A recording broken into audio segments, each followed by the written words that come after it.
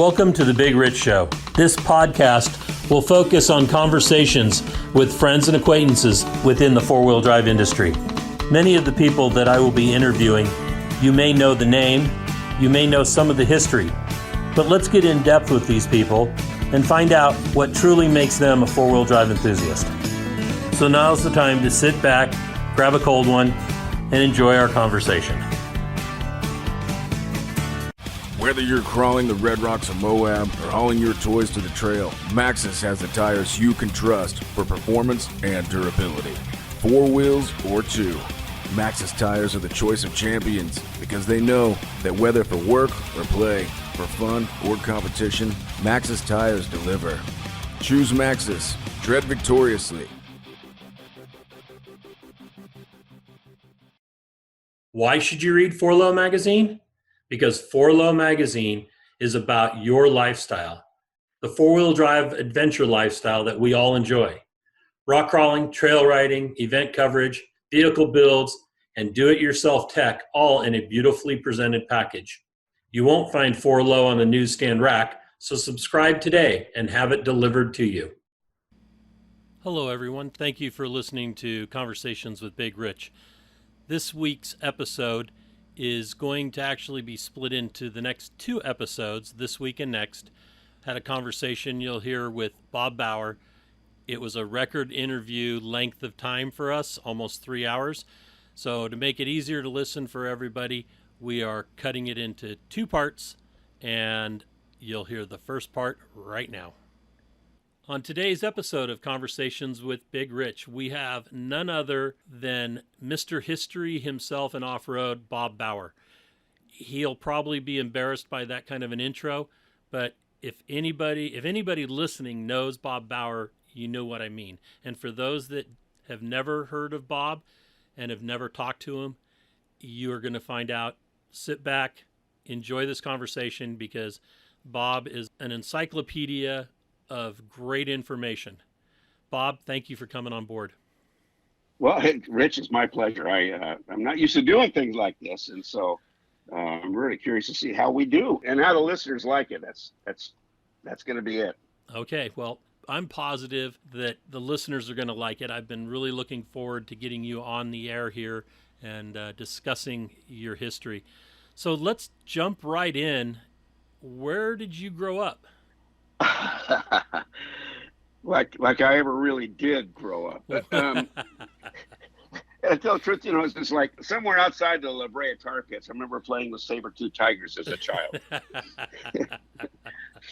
No, I'm a Southern California guy, and specifically in the San Fernando Valley, and that became significant because the stuff we did then, back in those days, is sort of what got me a launch into in a car career. I'm a car guy who got lucky and ended up having a career being a car guy. So, shoot, the Valley wasn't bad. That's where car things happened. Right. So, growing up in the Valley, it was nice that you're young enough that there were cars. Some people would argue that, but the car, was it always 4 wheels, or did you ever get involved with 2 wheels? I somehow missed out on 2 wheels. I mean, I had a motorcycle and a little Honda, and it was fun, but I think that the people around cars is what made me stick. I mean, the car is a machine, but the other people who appreciate the machine seem to be around cars more than bikes. Bikes was a solitary thing. The cars just grew to me. And, it's not like at that age, Rich, that you have a plan in mind. You just go where it feels good, and it felt good to be around cars. That was how it all got going. How did that interest in cars become a driving force or an influence in your life? Were your parents into cars, or was it just something that one morning you woke up and you were like, I got to go out and work on the dad's car or something? Yeah, I know. My mom and dad, my whole family were not car people at all. It's like, okay, it was a car. He went to places. My dad had an old car that he used to drive to the airport and back. He was an airline pilot, so he parked and leave the car for 4 or 5 days. Didn't want to take a good one there. So cars was not a big deal, except for me. And I remember reading not really reading as much as looking at the captions and the pictures in magazines like MotorTrend and Road and Track. And I think that was actually before there was any real off-road four-wheeling, magazines out there. Give it a date. Let's see. That was probably in the late 50s, maybe, is when I remember. I had this memory, Rich, of pawing through a magazine, looking at the pictures. I think it was MotorTrend. And the pictures were highlighting an article about the PanAmerican road races. It was the PanAmerican rally, I think it was, or road races. Anyway, it talked about the Bill Stroppe teams, Right. and the Lincoln Mercuries, and that they would go, all throughout South America, or not South America, but Mexico and all those areas, and they would have these magazine rallies, and it was like, oh wow, it got me, and it never really left. And so, I was always a guy who liked cars. I think one of the things is so stupid, but it's silly. I remember sitting in the back seat of my parents' car when they would be driving somewhere, because they didn't have freeways back then. If you were going to go from the San Fernando Valley to Pasadena, you needed to pack a lunch. But I remember sitting You in the do back nowadays seat with freeways. yeah. Now you just have 8 lanes of it, already parked together. But I remember looking out of the back window, identifying cars. Back then, you could see the difference between a Lincoln and a Cadillac and a Chevy and a Plymouth. And so I just wandered off in my own little world, looking at cars. There's a Chevy. Oh, there's a 50. That's a 57 Chevy. That's a 56. Oh, look at that Ford. Look at the fins, And then I looked at the bumpers on the Pontiacs. Well, it just became almost visceral for me, Rich. That's how I guess I became a car guy. And I didn't know it really at the time. The stuff I was reading about Stroppe and those great Pan-American road races was really the kernel that had me become an off-road guy.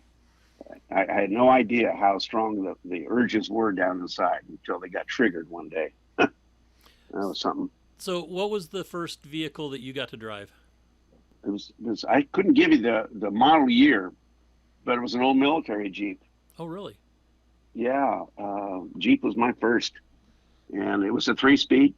I think I was 13, probably. Yeah, I was probably about 13.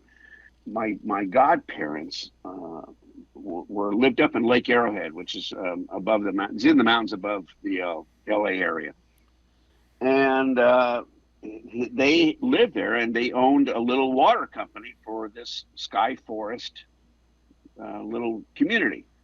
Well, the water company had pumps located various spots in the mountain, and I learned to drive while checking on those pumps. You had to do the pump check twice a day. And while my godfather was the one driving the Jeep, at some point he put me in the seat and said, "Here's how to do this." And so how bad could you do it in a 5-mile-an-hour Jeep on a Jeep trail? What the heck? So that's what got me started. That was the very first car I drove, and I really liked it.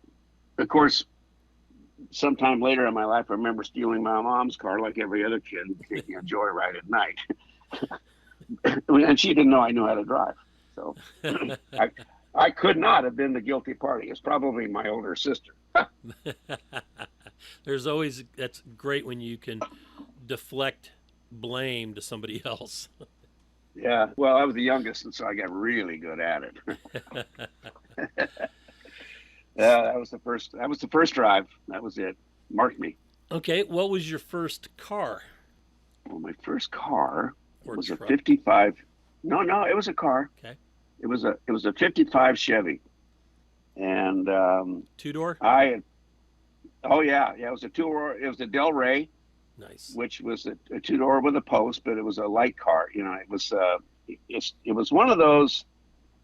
They made salesman's cars, which were pretty much not much of a back seat, but it was a 6-cylinder. It was a 235/6, 235 cubic inch 6-cylinder engine with a 3-speed. And I really wanted this car. And I'd wanted it for probably a year and a half. It was owned by a neighborhood guy, another kid. We were kids then, Herb Stein. And Herb had this 55 Chevy, and man, I just loved it. Somehow I found a way to earn $320. And I went across the street to Herb's place and said, Herb, I want to buy your car. Here's my money. And somehow we did it. And that became my project. It it needed paint. So I don't remember the detail of how this all occurred, but I do remember I went to work at a body shop as a painter's helper, which means, I breathed it and I inhaled it, and then I cleaned up after myself. and that got me a paint job on the car. And it also taught me a lot about cars. I had no idea all this stuff happens, around cars. Working at a body shop and see how they're made, because you're putting them back together. Right. And so it just further immersed me in car guy. And my family was happy with me because they didn't understand cars, but hey, look at the little kid, he's working. So that was a big deal. So through school, did you take any tech classes, like auto shop or things like that? Were they offered? No, they might have been offered, but I took print shop. Oh, it was an easy A. I mean, think about it. It was an easy A. We used the letterpress printers, meaning that they came and they clamped it together and printed on whatever you slid into the spot where the paper was supposed to be, and hope you got your hand out in time. And that's where I went. I wasn't a car guy by practice then. I think it was kind of like, I don't know, like a little seed inside growing, but I didn't know it. So I did print shop, and the car guys were all racers, and they were greasers. Do you remember that term, Rich? Oh, greasers. Yeah. Oh yes. I forgot about that. My dad was one of those. Well, in high school, I never really had a specific crowd. My sister did, and everybody had their little clique, but I couldn't stand it. So I was like a little part of everybody's clique. At lunchtime, you'd go out in the quad and have lunch, but instead of sitting with your buddies or your friends, I was just always walking around talking. Hey, what's up? What do you see? I haven't talked to you in a while. Blah, blah, blah, blah, blah. Kind of like today. I'm not sure. Maybe that was a habit that started longer ago than I realized. Oh my goodness. So, I didn't get my car until after high school. I was not allowed. Oh. Yeah, my mom and dad said, you're not allowed to have a car until after you get out of high school, and whatever car you want, you got to buy. That's why it actually took me, I think, 2 years to coffer together $320, as I recall. So it was a big day, but it was after I graduated. That car and that graduating and getting the car opened up my world. Truly. It's not like I left home. I came home at nights. That was it. The rest of the time you were out driving and exploring. Yeah, doing stuff, going places. I had no idea how, the thought today of going to places I did in a 55 Chevy with a 6-cylinder engine. It was a beautiful blue by then, though. I had nice paint. It just didn't go very well. We wouldn't do this today, Rich. We'd want air conditioning. We'd want, GPS and all the trappings. We'd want downhill descent button on the dash. That's true. Yeah, but it was fun. Yeah, my first car was a 54 Volkswagen Beetle.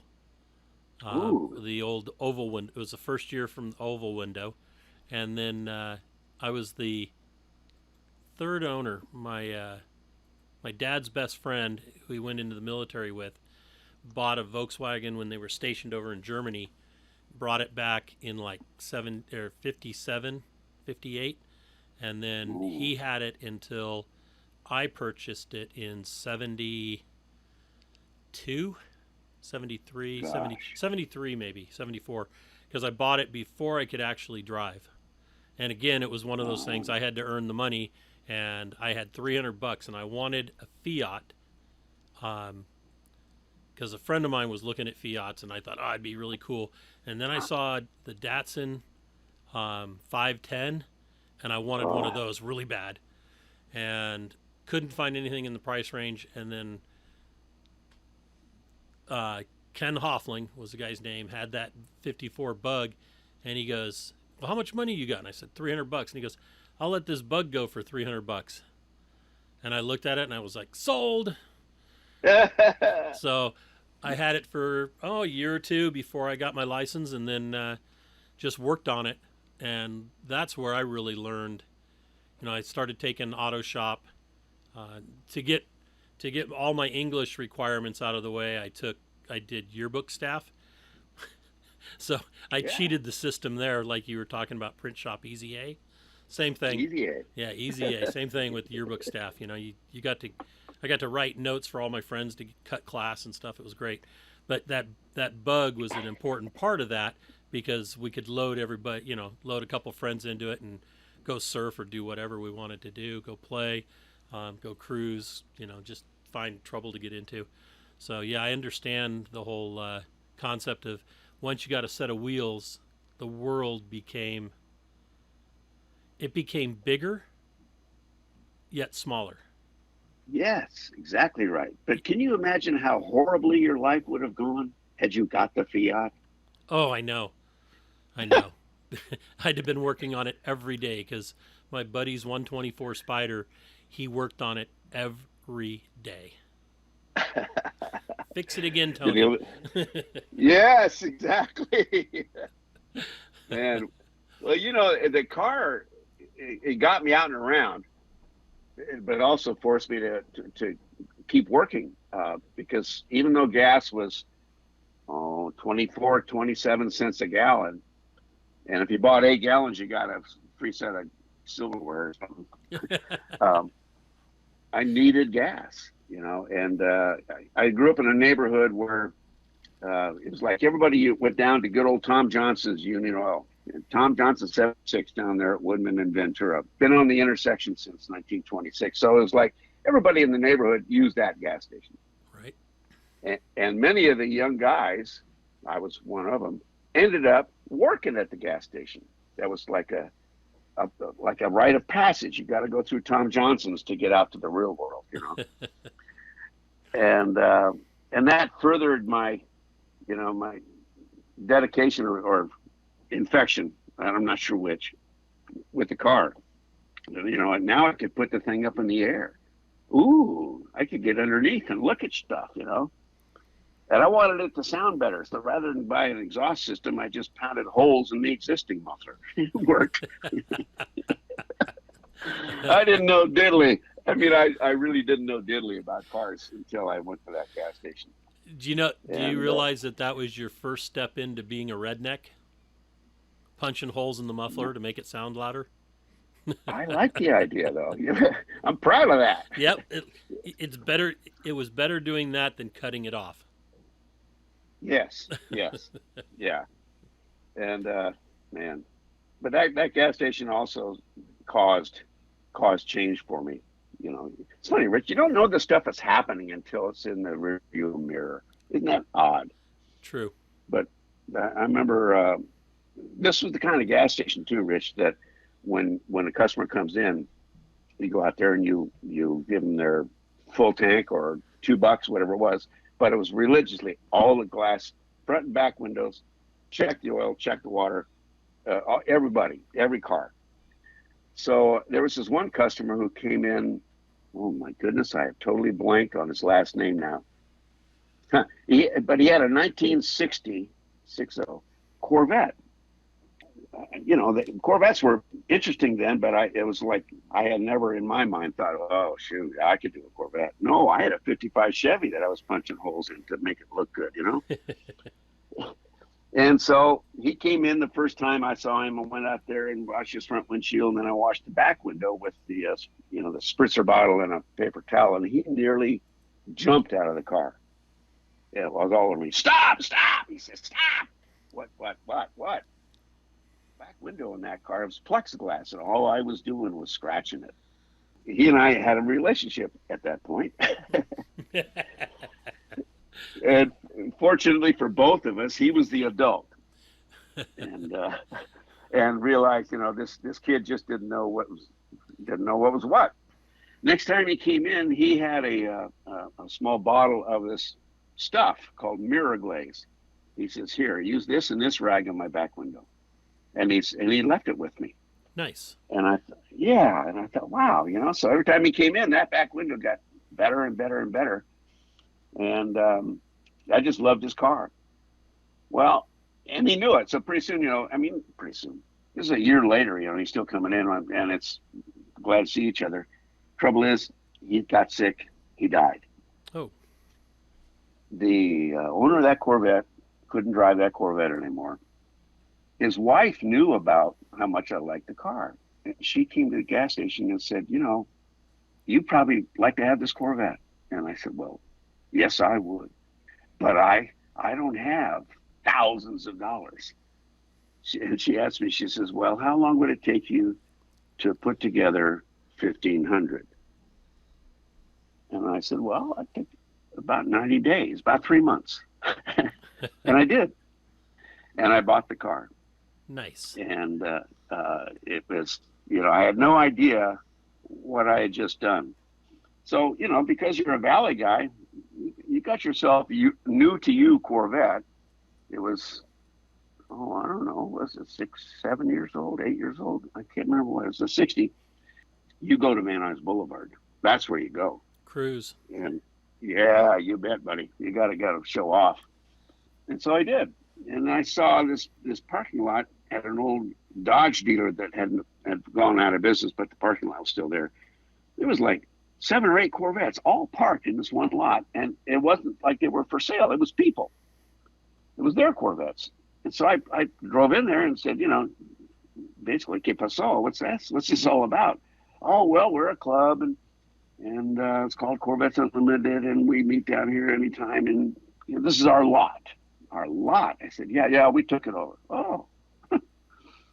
Well, I got involved with that Corvette club.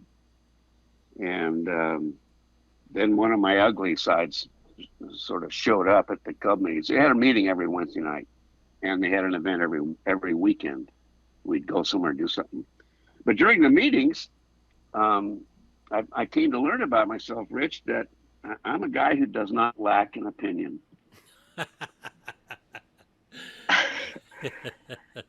And, you've been around the block a while, and you've been in clubs and organizations. What do they do to the guy who has the opinions? Typically make him the president. That's kind of what happened. Yeah, me too. That's why I'll never join another club. Yeah, I know. It's like it leaves a mark. And so because I had these opinions, I started doing the meetings every Wednesday night. Every Wednesday night, you brought the meeting to order, and you did your meeting. And every Wednesday or every weekend, we did a thing, and then there was another Wednesday night meeting. Well, the club, Corvettes Unlimited, belonged to a larger body, a council of clubs. It's called the Western States Corvette Council. And they had membership rules and all that kind of stuff, and we were part of it, and we paid our dues or whatever it was we did. And I got a notice from the council that at a council meeting that had happened the week prior, they changed the membership in the council rules that caused our club to be tossed out. And I thought that was just wrong. I had an opinion. And so I said, you can't kick us out, make a rule that we don't know about, and then 10 minutes later throw us out. You got to give us a chance. And they basically said, well, if you don't like it, change it yourself. Run for president. So challenge accepted. Yeah, you got me going here, dude. So whoever we called each other then. And so I ran the meetings every Wednesday night in the club. and then once a month for the Western States Corvette Council, where all the delegates from all over the Western states, would come together for a big council meeting, and I would run that meeting.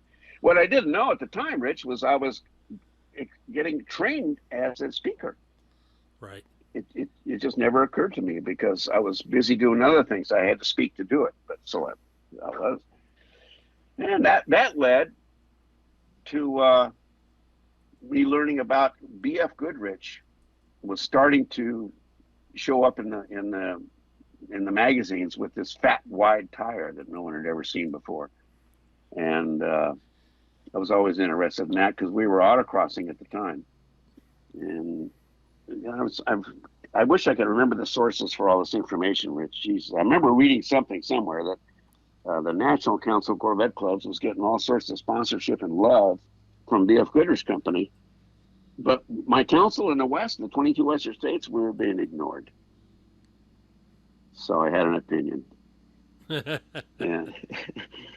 and I finally, well, the two councils ran the country. The national was east of the Rockies, and we were west of the Rockies. But we had reciprocity. When we had a convention, we would invite the officers of their organization to our convention.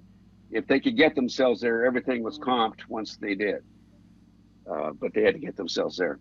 I went back to, I don't know, Wichita or Indianapolis. The National Council of Corvette Clubs was having a convention in Indianapolis, and I was the Western States guy, and I went back there to be the honored guest and all that. Well, I found the BFG guy, and I had an opinion there too. I told him, I said, hey, listen, you guys at BFG are throwing all your sponsorship money at the National Council of Corvette Clubs when they are following all the trends we set. They're following us. Wouldn't you like to hook up with the people who set the trends instead of follow them? That was my pitch. And that started a relationship that between me and BFG that exists even through today. And I'm trying to think of the year. That was 1973 in that meeting. Okay. And I've been part of the BFG family ever since, even though I haven't been an employee since mid-90s. And so anyway, they came out and said, well, what's your convention all about? And the guy that was running the show, remember him? He was an Ohio guy. He'd never been west of Denver in his life. And I realized that we're talking to real people here, not corporate. I don't know. How do you see that without being negative? But sometimes corporate people have a job they don't know anything about it. It's not visceral with them. There's no passion. There's no Right. gut. It's just transactional. So this guy, Lance, I meet him at LAX, and he gets off the airplane, and his mouth is going like a little duck's butt. Unbelievable. He says, Bob, he says, you can't believe it. He says, for the last 45 minutes of that flight, we were over LA, and we never changed directions. You've never seen a big city, I guess. And in 73, it's amazing he could see it through the smog. Isn't that a fact? Yeah, you're right. So I told him, hey, listen, you need to support our convention. I said, here's my commitment to you. Gary is his name, Gary Pace. So Gary, I said, I will guarantee you $1.10 back in sales for every buck you spend on us. And I let that sit. And that's how it started. And so BFG got hooked up with Corvette people. I got hooked up with BFG, and the world was all wonderful. And then I got a phone call from BFG, from this guy Gary, and somewhere, I think in 75, 72, 3, 4, somewhere in 72, 3, 4, or 5, right in that area, because we had a relationship with him, and we were already friends, we've been in business for each other for a while. And he says, hey, Bob, he says, we really like, the way you do your stuff, blah, blah, blah, blah. You ever think about going to work for us? So we'd like to talk to you about maybe taking a job. And of course, I'm a bachelor in Southern California, having a good time, chasing women. catching them with a Corvette. Well, with a Corvette. Yeah. Well, of course, I'm trolling. All lines out. And and it worked. So my first thought was, oh yeah, that's what I'm going to do. I'm going to leave Southern California for Akron, Ohio. Guess again, I said, Gary, guess again. Well, he did guess again, and I went to work for him and relocated. Wow. And I had a relationship. I was seeing one gal pretty hard and heavy. She really mattered to me. But I realized, I can't take her. This is back in the 70s. You don't just hop on an airplane and take off and. So I said to her, I'm taking a job in Akron, Ohio. I'm going to leave town and I'm going to say goodbye to you. I suggest, I can't take you with me. You go out, you go back to the People Emporium, find yourself another guy. This one's going away. And a year later, we got engaged. Wow, great. Yeah, but she was in California, so we've rectified all that. And we've been married now this is our 44th year, I think, 43rd, one of those. Well, congratulations on that. Yeah, I'm surprised myself. So, but the car, the tire job involved me doing more of the things that I realized I'd been trained to do and didn't know it. And that's speaking. I didn't. The company BFG was trying actually an experiment with me. I didn't know I was a lab rat until later. They had tried to get hooked up with clubs. That was really part of their plan. And what they were learning was that you can't take a tire engineer who has a shirt pocket full of appliances, send him to a Corvette club or a MG club or a Porsche club, and have him talk about tires and have people be interested. And the reason is because their engineers tend to be pretty structured, dry, pretty fact based, dry. Yeah, I mean, it isn't about emotion with them; it's about other things. And that dog didn't hunt. It wasn't working. So they said, hey, why don't we hire one of those enthusiast guys and see if we can teach him tires? And, if it doesn't work out, this is corporate America. Bing, you're done. Sorry, it didn't work. Well, as it turned out, it did work. They started teaching me tires, and I started speaking to audiences, to classes, to seminars. I remember my first year at BFG, my first day as an official employee, I landed in Fort Wayne, Indiana. There was a tire plant there. And I was supposed to teach a seminar, and I didn't know squat about tires. I'll tell you, Rich, that was the most excruciating thing that I could imagine for those people in the audience. It was just ugly. But by and by, I finally learned some stuff and got better at it. And that was a 10-city tour. We did 3-day seminars in 10 cities in 2 months or some dumb thing. But that became an annual deal. And so speaking, again, started paying for me, started taking off. And heck, that's how it got going. And I think within the very first year, BFG was introducing this all-terrain radial tire. Nobody had ever built a big light truck size, radial tire. There are always biases. The tires of the day were Armstrong True Tracks and Norseman's and Gateway and Sandblaster. Those are all decent, good tires, but they were not radial. And BFG was the first company in the country, first in the country, U.S., to figure out how to build radials, and they were hot at it. So I was brought to the Mint 400, and as a guy just to work contingency, here, pass out stickers, do this, wear a jacket, stay sober. That was kind of like the marching orders. So I did. Stay sober. Yeah, well, in that, I tell you, around off-roaders. Yeah, I know. You stand out pretty bad. but back in those days of the Mint 400, the Fremont Street was where they did their contingency, but it was absolutely a zoo. At the change of light, when the sun set and the moon rose, that's when these things came out of the woodwork, and it was a show. So, you know, saying stay sober meant probably don't swallow anything, don't inhale anything. It was the 70s. It was the 70s. And so I survived contingency day. And then they said, okay, you're going to go out to, with all these other guys, to a Ute Road, UTE, for the Ute Indians. You're going to go out to the Ute Road. You're going to go down about 4 miles. You're going to see a tractor trailer there. That's a pit. Get in it. That's your pit. You're going to volunteer to work in the pit. Oh, I said, okay, cool. I don't know squat. Yeah, voluntold. And I was pretty willing because it was starting to remind me of those Stroppe days in the Lincoln Mercury teams and how they pitted out in the middle of nowhere and, you know, fixed cars. And I thought, this is going to be interesting.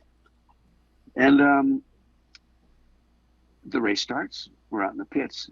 And I remember getting a stern talking to, pep talk, training orientation, not sure what I would really label it, from a fellow named Bobby Spears, who worked for Bill Stroppe.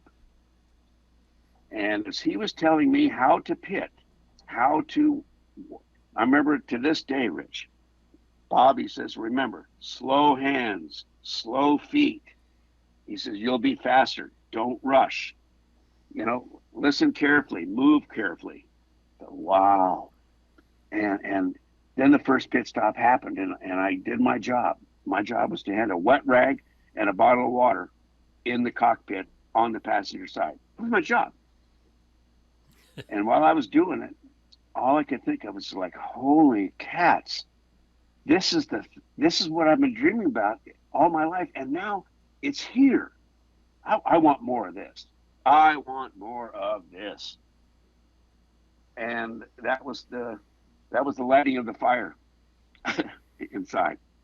And I kind of like quietly said to myself, I am never going to be far from off-road racing ever again. I will have to lie, cheat, steal, do whatever I have to do to get more involved. Which, when you have a corporate job in Akron, Ohio, it presents a certain level of challenge. Somehow I pulled it off. You know, there was that race, the Mint, we finished that out. And shortly thereafter, in June, was the Baja 500. And it was more of the same, except I learned about voluntold and volunteers. This has happened to 1,000 guys, Rich, and maybe it happened to you too. Now, there I was. Now this is my second time working in an off-road race. So therefore, whoever the powers to be were said, oh, that one over there, he's experienced. Yeah. Find a new guy to pass the wet rag. Okay, what are we going to do with him? Give him the keys to that white pickup over there and send him down to El Chenero. Well, okay. So they hand me the keys to a pickup I've never seen. It's got a drum of fuel in the back, a spare tire, and a BFG banner, and some string. And they said, here, take this pickup, go down to El Chenero. Jerry McDonald in the Class 8, which was the McPherson Chevy, is going to drive by. You are a contingency pit. Put the banner on a bush so he can see it. Stand up so he can see you. And if he wants a tire, he'll stop.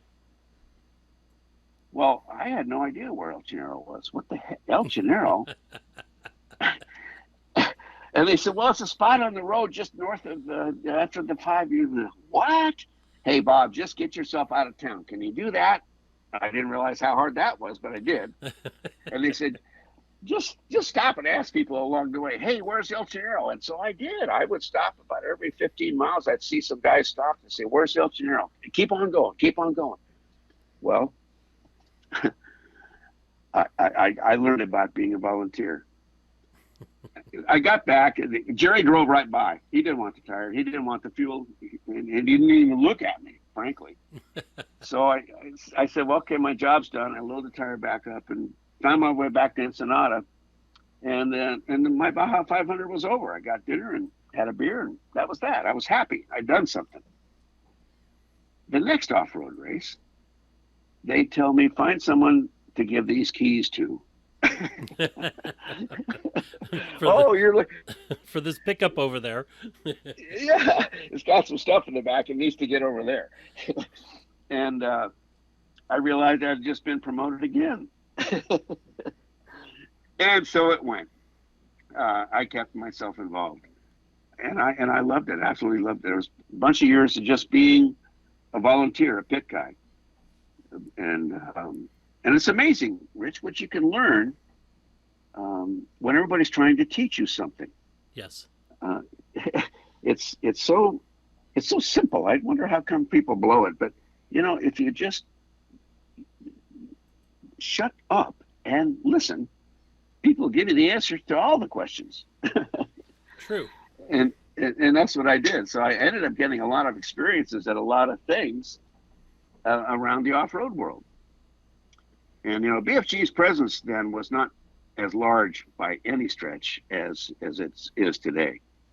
Down there. I think we only had 2 or 3 sponsored teams, really. McPherson's, Scoop Vessels, Bob Gordon, and I'm trying to think if there's any. Rod Hall.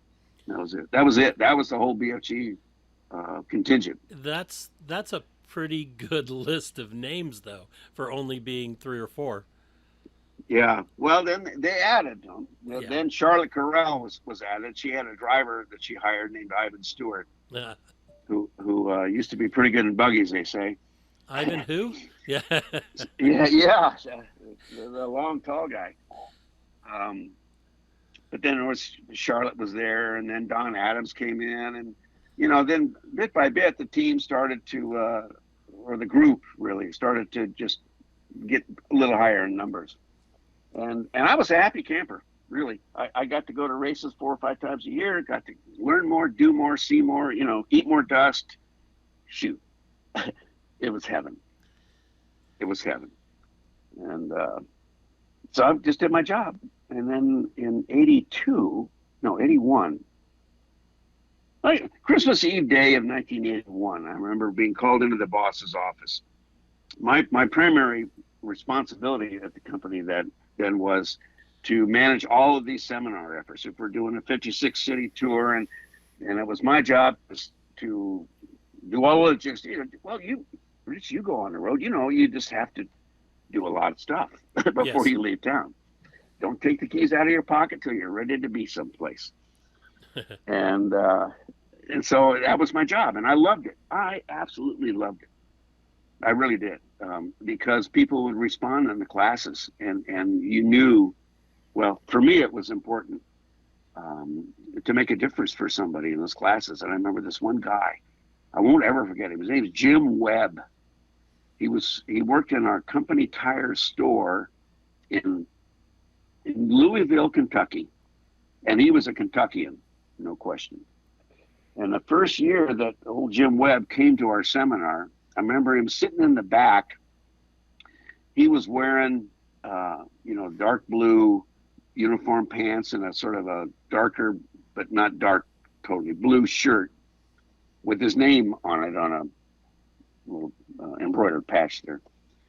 And there was a big splash of ATF down his shirt. He was kind of a mess. And he came to the seminar with a rag hanging out of the back of his pocket, just like he did at work all day. And he didn't say a word to anybody. We couldn't get this guy to talk. But he went to the seminar and left, and we went on to cities. And the next year he's back. And now he's sitting halfway into the room toward the front. He's got the same blue pants on. There's no rag, and there's no ATF stains. And now Jim's shirt is white. Ah. Well, he's been moving on up. In the third year, he comes, he sits in the front row. He's wearing civvies, no uniform shirt, no nothing. And he's raising his hand to ask questions, which is cool. And one of the coffee breaks, it always happens as a speaker. You experience it too, I'm sure. When you say, "Okay, it's break time. Everybody, be back here in 10 minutes. Go potty and come on back." That's when somebody in the crowd wants to talk to the instructor or the speaker. because there's break time. So clearly you're the speaker. You're not doing shit right now. You can talk to me. Meanwhile, your bladder is killing you. Well, Jim comes up to me and in his Kentucky way says, "Hey, Bob." "Yeah, what do you got, Jim?" He says, "Bob, I want to thank you." He says, "for what you've done for me." He says, "Coming to these classes has taught me more and it got me a better job. And now I'm doing better than my daddy ever did."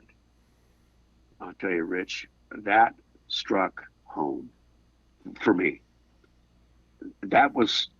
I realized what was at stake when you were up there talking. What was at stake is what's happening between the ears of those people sitting down there. And you never know what's going on. Right. But what you do know, it's important to be right, and it's important to be good, and it's important to connect with those people, because this is a big deal to them, even more than you realize, and it's a bigger deal to you too. So that's why I really loved that job, is because I could see I was making a difference, and that felt good. It was just, maybe I'm selfish, but it felt good. So it's Christmas Eve day in 1981. The boss has called me in the office, and he says, "Bob," he says, "I want you to take over and run the off-road race program." And I said, "Gary, I don't want to do that." I said, "I love what I'm doing. I'm learning something here. I'm doing something here. I love this training thing. I don't want to be a 40-year-old race promoter," is what I said to him. Sorry, Rich. That's all right. That's when I got started. Yeah, I know. And I got started too. I had no idea. He finally said, "Well," he says, I want you to take this job." And he says, "If you don't," he says, "you're fired." Oh. Corporate America reared its ugly deal there. And so, of course, I took it. And I remember going home to my wife and telling her, "Next Christmas, we're going to be back in LA with or without BFG." Because I was pretty upset about it. I didn't like being dictated to. I still don't like being dictated to. So I took the job, and like anybody else that picks up a new endeavor. Okay, so who do we have these? So we have these 5 teams. Okay, good. This January, I'm going to go out and meet with my teams. Go out and have dinner with each of them to interview them, talk to them, find out what do they need, what do they do, why do you do this? That was the question I asked a lot of them. Why do you do this? Because you're going to get some answers. Right. Throughout those dinners, it became obvious to me, everybody wanted more money. She wanted more money. Well, one of the best kept secrets in the world at the time was BFG didn't have they didn't have much. Didn't have a lot of money. In fact, at the time, nobody knew this either. The company was in a hiring freeze to preserve cash, and all salary employees took a 5% cut. Wow. But that wasn't for public knowledge. These people wanted more money. And I'm thinking, if they only knew what I don't have, So I'm not afraid to ask the question, why? I remember asking, Don, I think it's Don Adams, when I met with him. I said, why do you want more money? I'm not saying, no, Don, just why do you need more money? Well, this is an expensive sport. Oh, yes, it is. I said, did somebody put a gun to your head to tell you had to do this? Let them cough up some money. And but he got down to it. He says, well, listen, here's why it's expensive. It isn't the race car. He said, that can take care of itself. Sponsor money takes care of that. That's about what I got. He says, but he says, the people are expensive. He says, Bob, he says, when we run a Baja 500, he says, I have to bring 3 or 4 crews down, populate pits, bring the equipment, put them up in motels, feed them. When we do the 1,000, he says, I've got to put together 10 crews and feed them and house them. All that time for the Baja 1000. He says, that's what gets expensive. And that was a consistent story, Rich, amongst almost everybody I spoke to. And so what I gleaned from that was, you're saying you want more money. but what you really want is less cost. And I can change. Yeah, I can change that. And so that's when it finally hit me. I can create an organization of pits for the bigger picture team, where we all help one another and preserve costs. And so when I started pitching to the teams, I said, here's your price of entry. If you will commit to me that you can bring your fifth wheel trailer or your box truck or your tractor trailer or whatever it is you've got as a pit, if you can commit that to me, give me 2 volunteers that I know I can count on and put it anywhere I want, and buy me 4 dump cans one time. Well, pretty soon I had about 40 dump cans. And I had probably 25, 30 people per race that I could fiddle with. And so we set up the pits, and I kind of set a goal for the bigger team. And I actually had Bill Stroppe's help on this, a lot of it, with advice and sitting me down and explaining how this works or what that does. You know how it is, Rich. You get somebody out there with experience, and they're willing to help. And that's what Stroppe did for Bauer. Nice. So I said, well, I have a goal, and that was the Baja 1000 in '82.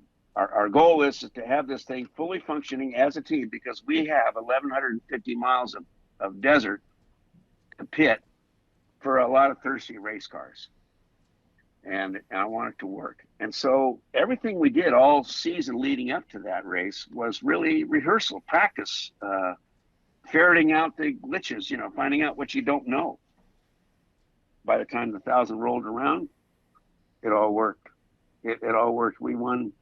We got 6 wins at that Baja 1000 amongst our team, and 2 championships locked in.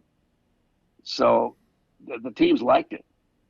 And then when people would come to me for sponsorship, because the pits seemed to really be working well for them, guys would come to me and say, hey, listen, if it's the same story, Richard, I'm sure I love talking to you about this because I know you know. They say, hey, listen, you put your sticker on my truck and I will make you famous. Oh, golly. And so they said, I want $50,000, and I want 50,000 bucks. I want 50 tires and 4 dozen T-shirts. So I would counter with them, and I'd say, well, let's see, what about 4 dozen T-shirts, 10 tires, and pitting? Take your 50, ain't gonna work.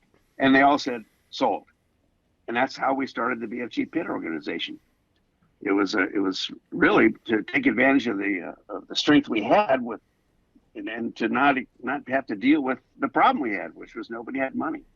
Right. But we had the idea to work together to build it into something big, and that's really how BFG's pitting organization got started. I remember giving Frank D'Angelo was my tractor trailer driver. He wasn't an employee. He worked for a industrial personnel corporation.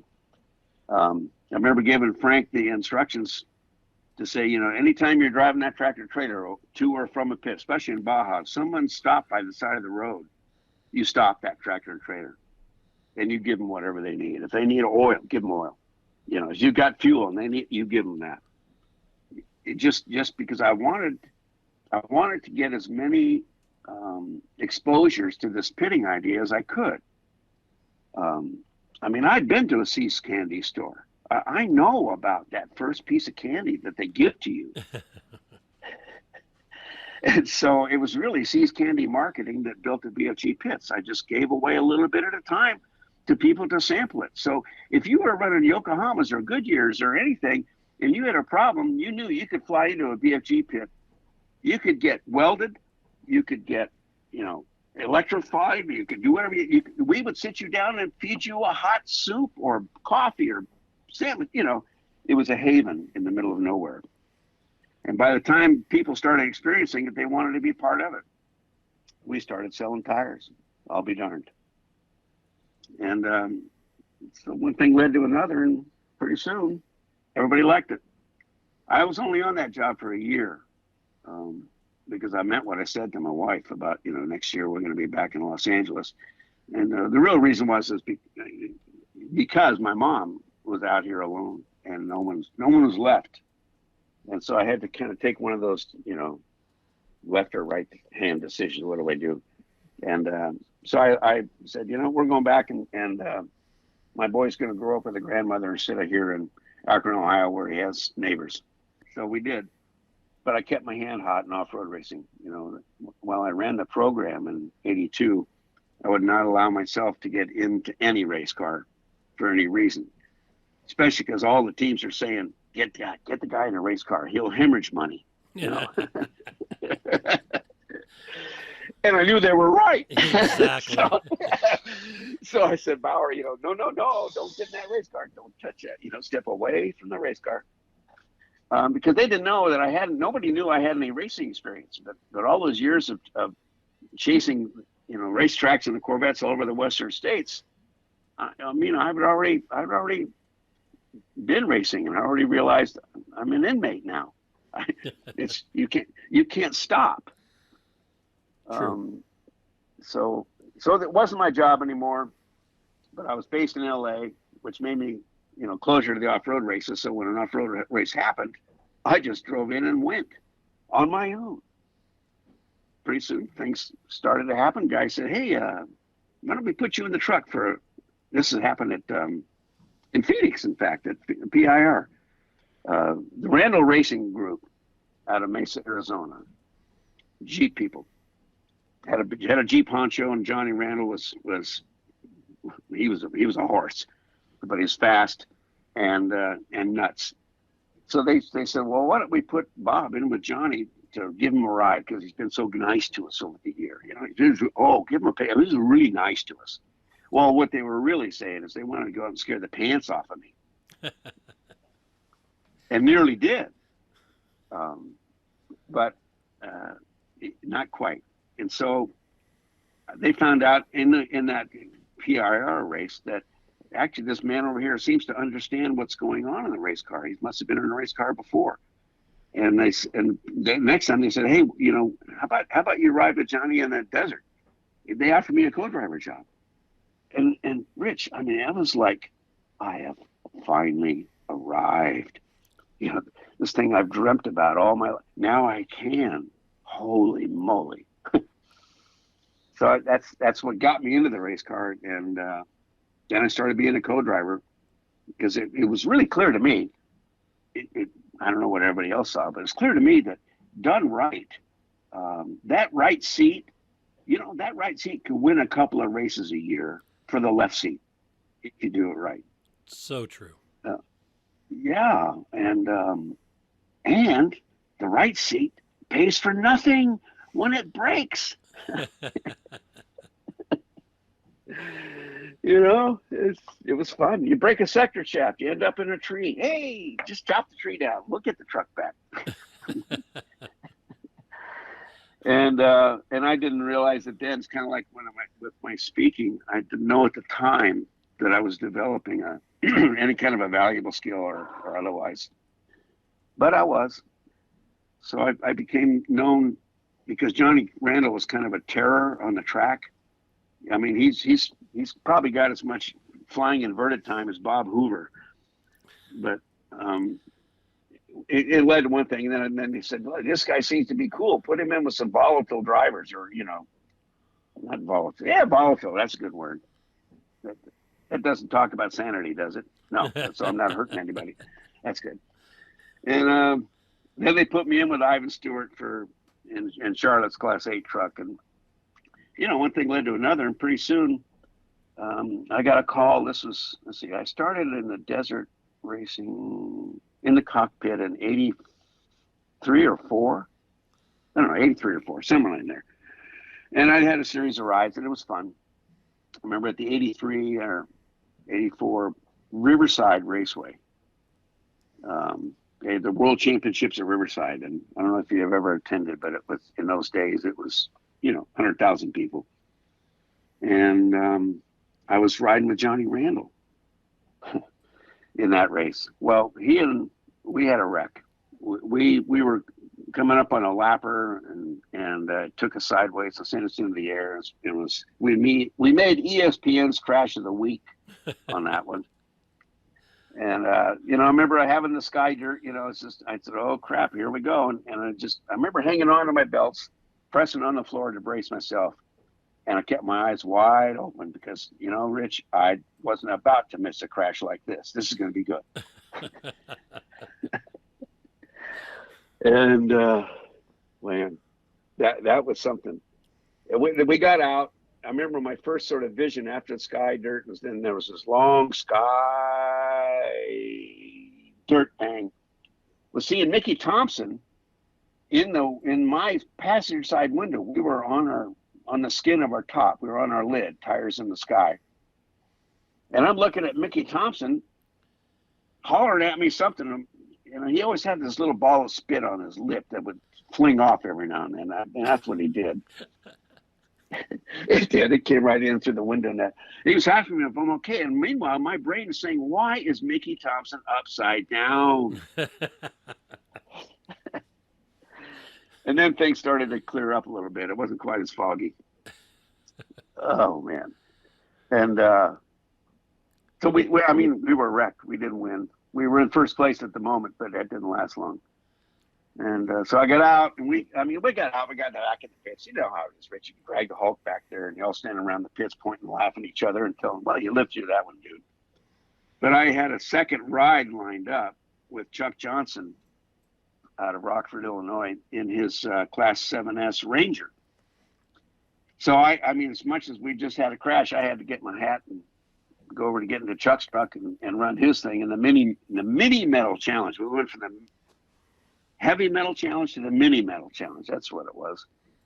And so Chuck and I are racing, and I'm doing what I can to help him win, and it turns out we did win. And so, hell, people started saying, hey, you know what? You put Bauer in the car, and the driver seemed to like it. And that just cemented it even more. So 4 or 5 years later, I get a call from, I think it was Dan Newsom at BFG, saying, I was talking to Jim Venable. He says, we think we'd like to put you in with Robbie. And I said, well, why? Because, I knew Robbie pretty well. I know I had the opportunity to, and I took it. I let him live when he was 8 years old. He was outside shooting bottle rockets in our hotel room or at Quintos Papagayos in Baja. Well, it was the night before a Baja 500. And they were going off and they were flaming and scaring the crap out of me. And those houses are probably tinder boxes anyway. So I went downstairs and shared a moment of fellowship with Robbie. And I kind of had him do a 180, which I think is important sometimes, and pointed him at the ocean. And I said, Robbie, shoot him in the ocean. You will never miss. You'll win every shot. He did. I didn't have to hurt him. But this is now 1988, and they wanted me to run the 89 season with Robbie. And I asked them why, and they said, well, Robbie he said, we got to get the cheerleaders out of his truck. He was bringing buddies with him. And, they're all saying, ooh, dude, fly it, Robbie, fly it. Well, I don't care how much you fly it. When you're in the air, you can't accelerate. True. You can't stop, and you can't steer. Other than that, it gets smooth. I'll give it that. But you're not racing. You win races by keeping contact with the planet, And so they said, well, we want you in there because he said all these cheerleaders, and I thought it's because I had I had a sack, Rich. I thought it was all because of my courage and everything else. And they said, then they hit me with it. And I said, oh crap. They said, oh, Bob, no, Bob, you're older. Stabilizing influence. And I thought, older? I don't want to be older. But I took the ride and did some pre-running with Robbie. We got to know each other inside the cockpit, which, as you know, is nothing like sitting in the pit. In the cockpit, things do change. Yep. It's absolute, and can't avoid it. things ain't the same when you're in the race car with somebody. So I know they're all hollering at me. I remember hearing on the radio, we were running Nevada, I don't know, one of the races, we were running pretty good, at a pretty good clip. And I think this is where Robbie kind of bought into Bauer, finally, committed himself to me as a right guy. We're on the radio and we're booking along, and a guy named Dan Stutz, who used to run the Ford program, and you might have met him in your travels. Stutz was on the radio to us and saying, Robbie, slow down. You're flogging the truck. You're going too hard. Your time splits are too fast. And I heard that, and Robbie heard that, and I'm looking at the truck, and I'm saying, Robbie, fuck him. I said, you're not on the bump stops. You're not playing I Can Save It. You're having a good time. Fuck him. Excuse my language, ladies and gentlemen, but that was a quote. No worries. And that's where Robbie kind of looked over me, and you could see him nod his head, and we went on about our race, and we overhauled it. But he wasn't beating up the truck. Of course, the truck was pretty solid because it was put together by Russ Wernemont, and that's a big difference too. So that's where Robbie and I kind of linked up, and that year, that was kind of a special. That was the first time anybody had ever won the Triple Crown, they called it, which was first overall at the Baja 500, first overall at the Nevada 500, and first overall at the Baja 1000. Wow. And it was really because Robbie didn't go faster, but he went a little bit slower, just a touch.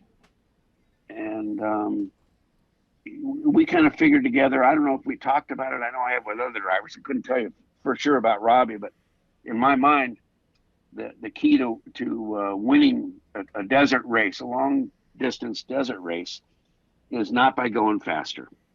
You don't go faster. You work your skills at going less slow. Right. Less slow. You pick up 1/10 of a second here just by maybe rolling on throttle a little bit sooner, or maybe rolling off throttle a little bit later. And bit by bit, buddy, you're an hour ahead. And that's what we did with Robbie. So it worked. And of course, once you've been Robbie Gordon's co-driver, at least it gave me fame I didn't deserve, frankly. That's when other people started saying, "Hey, what are you doing for the Baja 500? What are you doing for the Mint? Hey, what are you doing for the? We'd like to have you why don't you come into my car for when you ride with me? I bet I could learn a lot." Well, sure, because I was a whore, really, more like a slut. And one thing led to another, and so I just loved off-road racing, and like I said, Rich, from the very get-go, and I did okay. I was part of a lot of wins, and I sort of, my wife still asks me, "Are you serious?" Because I took myself out of off-road, or out of the race car. I retired from the cockpit on purpose, and maybe selfishly, don't know, but it was in the 2017 Baja 1000, the 50th annual Baja 1000, and by then I was driving. I'd been on the BFG factory team driving the BC cars for 3 years, and I said, Bauer, I said, if you could drive a perfectly good car across the finish line in La Paz with a win at the 50th annual Baja 1000, when you're 72 years old, that's badass enough. Step away from the race car. Pick your time to go out. And so I did. And I haven't gotten in a race car since, even though it's a drug, I tell you, Rich. It's a drug. Do you miss it? Oh, my goodness, yes. I mean, I really do.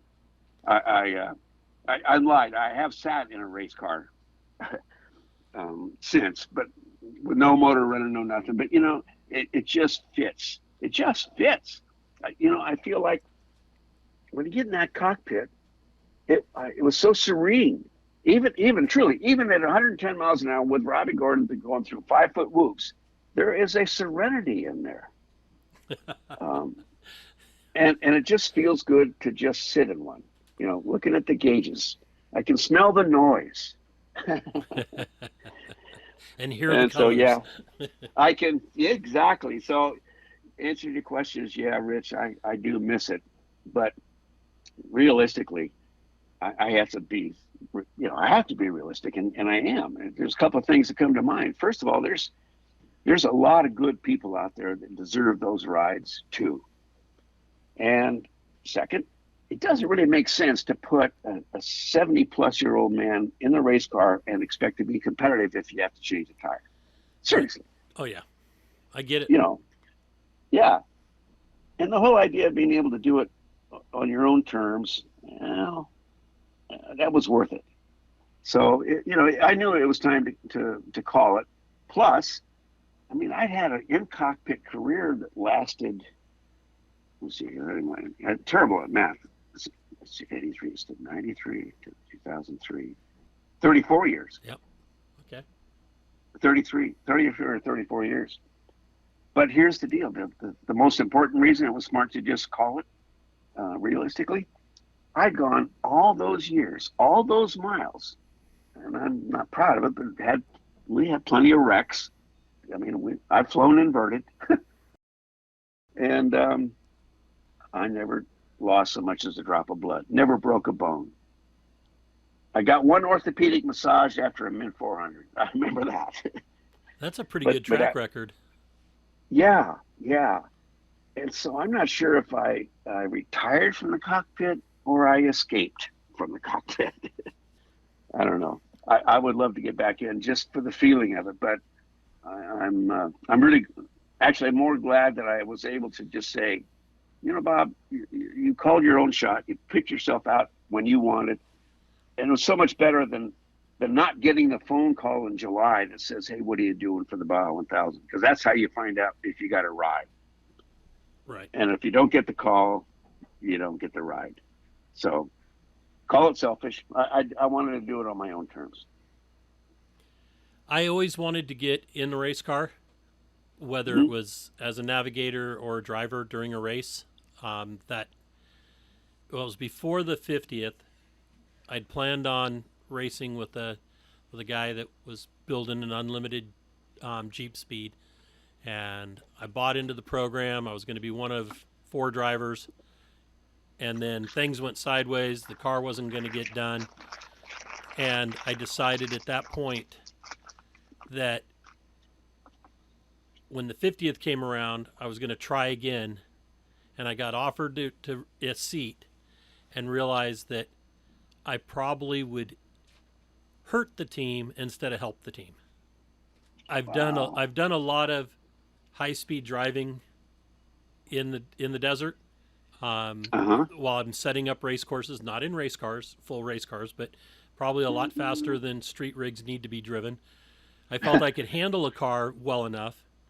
My problem was with contact lenses. By then my shoulder and knee were bad, and I've been overweight for a long time, but I'm still healthy. It was just like, if something happens, I have to drive at night, contacts in. I can't see without my contacts very well, especially at night. I would be in a lot of trouble and could hinder the team. So I decided not to. And that was a hard choice to make because I wanted to be selfish and put myself in the seat. And I had the opportunity, but I just said, no, I'm not going to do it, because I always wanted to drive that last leg in the point-to-point race. And it was just, it just did not make sense to hinder a team effort. And so I pulled myself from that effort and let the guys that really needed to and deserved to do it. What a courageous decision. That's hard. Harder still, I believe, given your line of work. Yeah, because I've had a lot of opportunity. Yeah. Holy. That's just, I almost hate it for you, Rich. But I've come to the realization I've helped teams. I feel that the experiences that I've had in Baja helping teams, that I truly helped, whether it was on the radio communications or my first time to Baja in 2003. I was on a BFG pit crew with Jack Seipolt, and we were outside a Catavina area. I think it was on the road out to Fish Camp, and it was the year they filmed Dust to Glory. And I got to run the fuel board. First I was on the radio, and then Jack moved me onto the fuel and the, writing, telling everybody who was going to be next and planning the fuel out as people were coming in. Because I just had a knack for knowing who was going to be next by listening to the radios properly. And, I got that position, and then, that taught me a lot. Went down and helped drivers at the Mint and a bunch of races, and then got hooked up with Pistol Pete, and then with Schaefer and Lance Clifford and the Pirate 4x4 days of running the Jeep speeds and stuff like that. And I learned a lot, had a lot of good times with a lot of good people.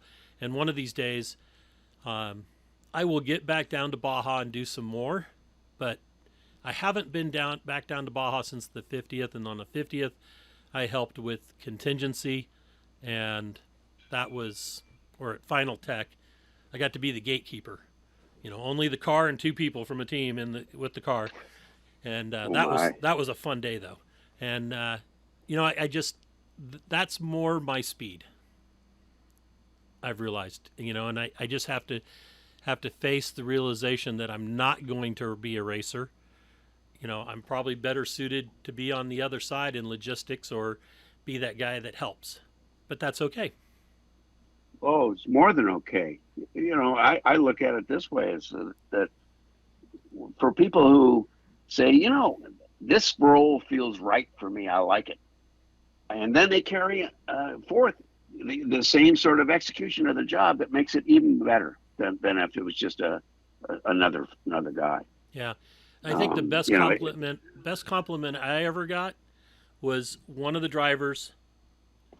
I always ended up being the radio communication guy for some reason. I don't know if it was because I had a good radio, or I asked the right questions, or took the information properly, but I had somebody tell me before the race, while we were doing our pit meeting before the race and down in Baja, and they said, okay, the only person I want talking to me on the radio is Rich.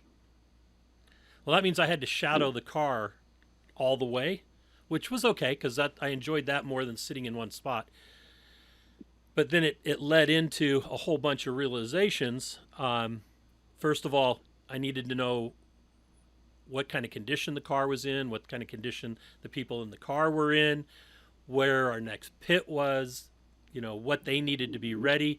And you had to ask the questions quickly and precisely to get the information as quickly and precisely as possible, and not chit chat, because the driver doesn't want to listen to chit chat. No. It's terrible, because you'll hear half a syllable and you wonder, is somebody, are they trying to tell me something? Exactly. What do? You lift. Uh-huh. You lift and listen. Too much shit on the radio. Yep. So that's my thing, is one of these days I'll go back down to hopefully help some teams. Haven't figured out who or when that'll happen, but it'll happen. Happen. Yes, it will. You'll make it happen. Yeah, probably. all the way from Texas. Yeah, all the way from Texas right now. Yep. If you enjoy these podcasts, please give us a rating. Share some feedback with us via Facebook or Instagram, and share our link among your friends who might be like-minded. Well, that brings this episode to an end. Hope you enjoyed it. We'll catch you next week with Conversations with Big Rich. Thank you very much.